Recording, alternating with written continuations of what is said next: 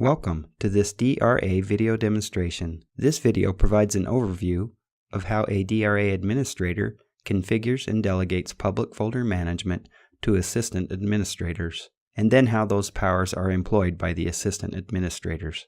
Microsoft Exchange provides the public folders feature so end users can easily share information within your organization. In DRA, controlling who has access to which public folders and what that access looks like is based on the public folder powers that you delegate to your assistant administrators, who manage the folders for your organization's end users. As the DRA administrator, you configure the public folder environment by defining public folder forests and domains and then delegating roles and powers to your assistant admins through the use of active views. In this scenario, David, a DRA administrator, sets up the public folder environment and delegates powers to John, who is an assistant administrator. John then performs public folder related operations for end users. The first step that David wants to perform is to configure the public folder. For that, he launches the Delegation and Configuration console and chooses New Public Folder Forest. He specifies the Active Directory forest where the public folder objects are located. David chooses Use the Directory and Resource Administrator Service account to access the account. He then chooses Use the Domain Access account for all Exchange servers for secure access to Exchange servers.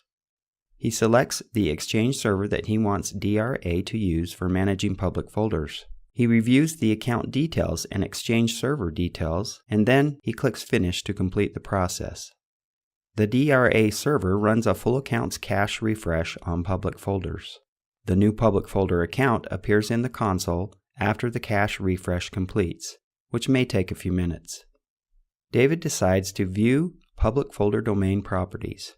For that, he selects the public folder account and clicks General to view the public folder account details and Exchange server details.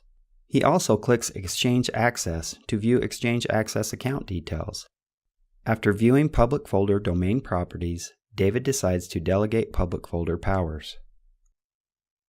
For that, David browses to the active views, where he creates an object matching rule and selects public folders as the object type.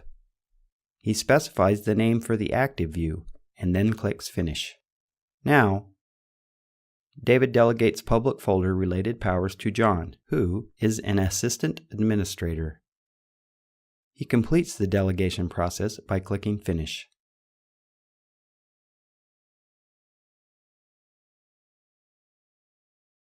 Now John has all the powers related to public folders. He can create, modify, and search for public folders and perform other related actions. For that, he opens and logs into the web console.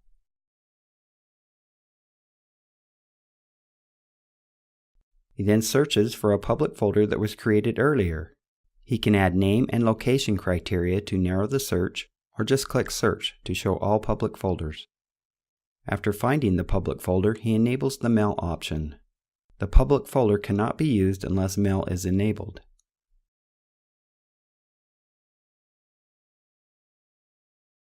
He then views the Exchange-related tabs, General, and Mail. While later deleting a folder, John realizes that the public folder contains important information that cannot be restored, so he cancels the deletion. He then views reports for the public folder. John now wants to create a public folder. For that, he clicks Create Public Folder and specifies the name and location for the folder, and then clicks OK. In this video, you have seen how a DRA administrator configured a public folder account and delegated public folder powers to an assistant administrator. The assistant administrator then used the web console to find a public folder, view and modify its properties, and then create a public folder.